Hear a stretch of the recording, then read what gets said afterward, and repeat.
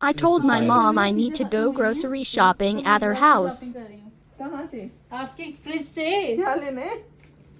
थोड़े ऑरेंजेस ले लूं मैं तुम भी ना आपके ले लो ओके लेमन ले लो My heart.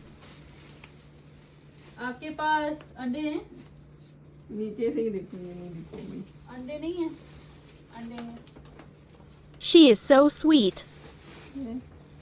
मशरूम भी है ले लो मशरूम भी I shamelessly continue to take food. हाँ हाँ मैं ले आऊंगी तुम खाने वाली बनो ये सारे कुछ मैं ले सकती हूँ हाँ पक्का हाँ तो ले लो कमल क्यों खाओगी तो क्या खाती नहीं है ये क्या My mom is too nice. वो कैरियां भी पड़ी हुई हैं, चटनी बना देना No, this is not even fun. She's not reacting. No! नहीं नहीं ना नहीं She was disappointed. प्रैंक कर रही थी आप